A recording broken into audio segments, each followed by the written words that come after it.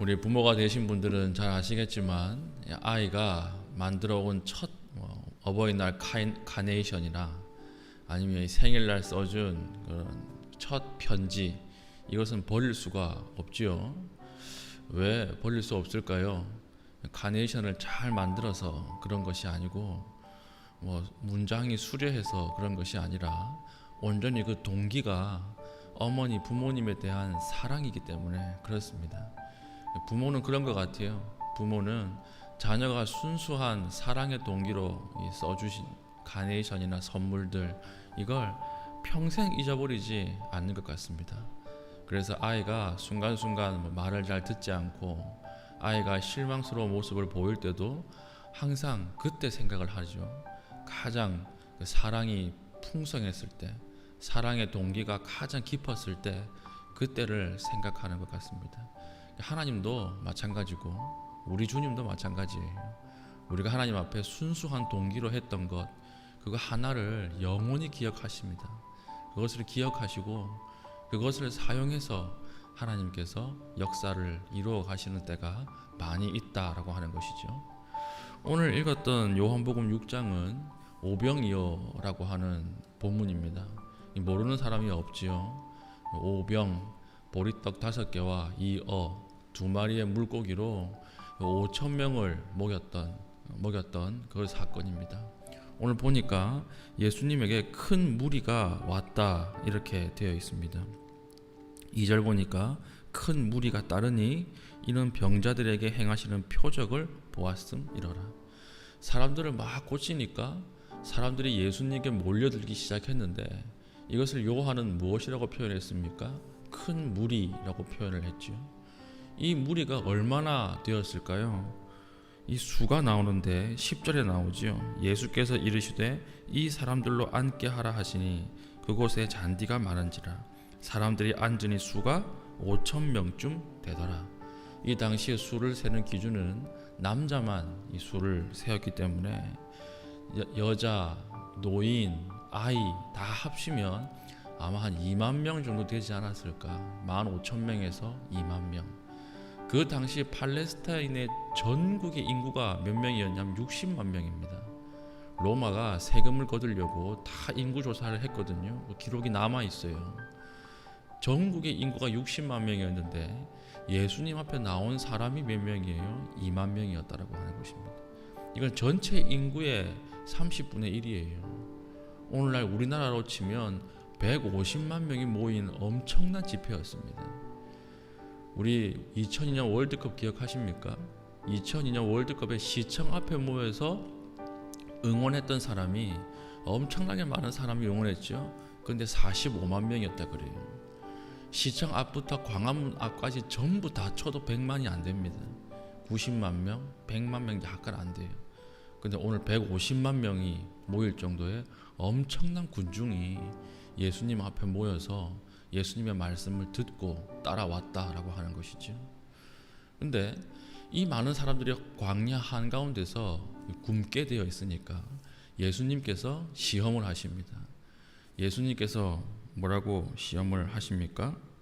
이 보니까 5절에 보니까 예수께서 눈을 들어 큰 무리가 자기에게로 오시는 것을 보시고 빌립에게 이르시되 우리가 어디서 떡을 사서 이 사람들을 먹이겠느냐 하시니, 강조가 무엇이 강조되어 있습니까? 어디서가 강조예요. 어디서 떡을 사서 먹이겠느냐. 6절 이렇게 말씀하심은 친히 어떻게 하실지를 아시고 빌립을 시험하고자 하니라. 시험이라고 하는 말이 나올 때 주어를 잘 보라고 말씀드렸죠. 주어가 하나님이면 이 시험은 어떤 시험이에요? 믿음을 더 성장시키기 위한 시험이에요. 이건 깨서 누르려고 하는 시험이 아니라 믿음을 성장시키고 그 믿음의 시험에 합격을 하면 복을 주려고 예수님이 하시는 시험입니다. 이 시험의 요지는 무엇입니까? 떡이 필요한데 어디서 얻겠느냐 하는 어디서지요. 이것은 예수님께서 나중에 말씀하실 나는 하늘에서 온 떡이다, 이걸 말씀하기 위해서 이 시험 문제를 내신 거예요. 그러니까 빌립이 당신이 하늘에서부터 온 떡이십니다, 이게 정답이었던 거예요. 근데 빌립은 어떻게 나옵니까? 이 시험에 답안지를 어떻게 써내요? 6절 보니까 7절 빌립이 대답하되 각 사람으로 조금씩 받게 할지라도 200데나리온의 떡이 부족하리이다. 이렇게 계산을 하는 것입니다. 이성적으로 나오는 것이지요. 머리가 좋아서 빌립은 시험에 통과하지 못했던 것입니다. 200데나리온은 오늘날로 치면 2천만 원 정도 되는 돈입니다. 2천만 원이 없습니다. 우리가 가지고 있는 것 다 합쳐도 2천만 원은 더 있어야 합니다. 이렇게 이야기하는 것입니다. 이성적 행동, 이성적 사유로 답안지를 써낸 것입니다. 그러니까 예수님의 표정이 살짝 어두워졌던 것 같아요. 살짝 어두워지고 답을 제대로 못하니까 갑자기 물어보지도 않았는데 옆에 안드레가 튀어나와요. 안드레가 이때다 싶었던 것 같습니다. 안드레가 뭐라고 이야기하죠? 8절 보니까 제자 중 하나 곧 시몬 베드로의 형제 안드레가 예수께 여짜오되 9절 여기 한 아이가 있어 보리떡 5개와 물고기 2마리를 가지고 있나이다. 근데 뒤에 보세요. 그러나 그것이 이 많은 사람에게 얼마나 되겠사옵나이까. 안드레는 자기 나름대로 정답을 이야기한다고 얘기를 하는데 어떻게 나와요? 회의예요. 회의. 의심과 회의. 그러니까 제자 2명이 어떻게 나오는가? 한 명은 이성으로 답안지를 써냈고 한 명은 회의적으로 답을 써낸 것입니다. 그러니까 예수님이 이 2개 다 아니라고 말씀하시는 거죠. 예수님께서 하나님께서 우리의 믿음을 증폭시키기 위해서 내시는 시험이 있습니다. 이 시험은 이성으로는 절대 통과할 수 없고요. 회의적인 반응으로도 절대 통과할 수 없어요. 어떻게만 통과하느냐 보니까 예수님의 시선이 하나 딱 꽂힌 곳이 있죠. 어디입니까? 아이가 가지고 왔던 작은 도시락이에요. 아이가 가지고 온 이 오병이어는요, 이때 이 서민들이 먹었던 떡이라고 하는 것은 우리나라에 아주 비슷한 떡이 있습니다. 그게 뭐냐면 개떡이에요. 개떡. 아무 맛도 없는 것 있죠.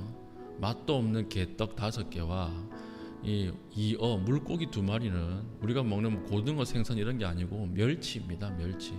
어른 손가락 한 반 정도 되는 그런 두께의 멸치 2마리였어요. 그러니까 개떡이 너무 간이 안 되어 있으니까 이제 간을 맞추려고 멸치 2마리를 넣어서 같이 씹어 먹는 거예요. 그러니까 아주 서민이 먹는 그런 도시락이었다라고 하는 것입니다. 근데 따라온 한 아이가 예수님을 바라보고 예수님의 말씀을 듣고 감동이 된 것입니다. 감동이 되어서 자기가 가지고 있는 전부를 예수님께 드리고 싶은 거예요. 그래서 이 자기 가지고 있는 이 도시락, 아무것도 아닌 이 도시락을 다 가지고 예수님께 드리니까 예수님이 이것을 바라보고 이 도시락으로 표적의 시작을 삼아야 되겠다, 이렇게 생각하시고 나눠주시는데 어떻게 된 거예요? 11절 보십시오. 예수께서 떡을 가져 축사하신 후에 앉아있는 자들에게 나눠주시고 물고기도 그렇게 그들의 원대로 주시니라. 원대로 주시는 거예요. 이 2만 명이나 되는 사람들이 원대로 마음껏 먹었던 그 기적이 어디에서부터 시작됩니까? 작은 아이의 사랑으로부터 시작하는 거예요. 그러니까 예수님이 내는 시험은 우리가 이성으로도 통과하지 못하고요, 그리고 회의적인 반응으로도 통과하지 못해요. 무엇으로만 통과할 수 있습니까? 사랑의 동기로만 통과할 수 있습니다. 사랑의 반응으로서만 통과할 수 있다라고 하는 것입니다. 이처럼 순전한 사랑으로 하나님께 드린 것을 하나님께서는 잊지 않으세요. 오히려 그것을 통해서 기적을 만들어 나가시고요, 그것을 통해서 일하시는 경우가 많이 있다라고 하는 것입니다. 주님의 테스트는 이성이나 회의로 통과하는 것이 아니라 오직 사랑으로만 통과할 수 있다. 하나님 앞에 순전한 사랑, 이것으로만 통과할 수 있다라고 하는 것이죠. 제가 말씀을 준비하는데 굉장히 부끄럽더라고요. 왜 부끄럽냐? 코로나가 탁 터지고 나서 이 새가족이 안 오죠. 새가족이 안 오고, 새가족이 왜 안 올까? 제 나름대로 답안지를 썼던 게 이 지금 빌립과 안드레의 답안지였어요. 코로나라서 기존 교인도 안 오는데 하나님, 새가족이 오겠습니까? 이 뭐예요? 회의적 반응. 안드레와 같은 답안지를 썼던 거예요, 제가. 그리고 이성적 반응은 무엇입니까? 우리 교회는 건물이 낡아가지고 밖에서 보기에는 참 이렇게 낡게 보이지 않습니까? 그래서 새 가족이 더 안 오는 것 같습니다. 이 무엇입니까? 이성적 반응이. 그러니까 너무 부끄럽더라고요, 하나님 앞에. 하나님께서 저에게 말씀하시는 딱 말씀이 이 구절을 통해서 아니다. 지금 네가 기도하고 구해야 할 것은 이성적인 반응도 아니고 회의적 반응도 아니다. 성도를 더 사랑하라는 거예요. 성도를 더 사랑하면 거기서부터 내가 기적을 일으킬 것이다. 거기서부터 교회를 변화시킬 것이다. 이렇게 얘기하는데 제가 얼마나 마음에 찔림을 받고 얼마나 제가 육층에서 부끄러웠는지 모릅니다. 오늘 저에게 하시는 말씀 같아요. 하나님의 시험은 때때로 하나님께서 우리의 믿음을 증폭시키기 위해서 내시는 시험이 있습니다. 이 시험은 통과하면 복이 와요. 근데 이 시험을 어떻게 통과하느냐? 이성적 반응으로는 절대 통과 못하고 회의적 반응으로도 통과 못해요. 오직 사랑하는 것. 제가 성도를 더 사랑할 수 있도록 여러분 오늘 기도해 주시기 바랍니다. 더 헌신할 수 있도록 기도해 주시길 바라요. 혹시 이 자리에서 하나님의 이런 시험을 담당하고 감당하고 있는 사람이 있습니까? 그럼 더 사랑하십시오. 주님을 더 사랑하시고 주신 맡겨진 사람들을 더 사랑하십시오. 그러면 그 사랑의 동기를 시작으로 하나님께서 오병이어와 같은 기적을 이끌어 내실 것입니다.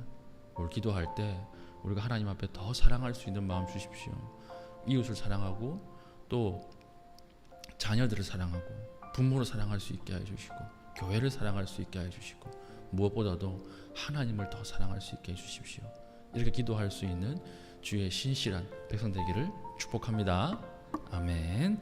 기도하겠습니다. 하나님, 이 시간 기도할 때 크고 풍족하신 주님을 신뢰하게 하시고 주님의 일에 더 기꺼이 헌신하게 하시고 무엇보다도 우리의 모든 동기가 하나님 앞에 사랑의 동기로서 시작할 수 있도록 성령께서 이 시간 은혜 베풀어 주시옵소서.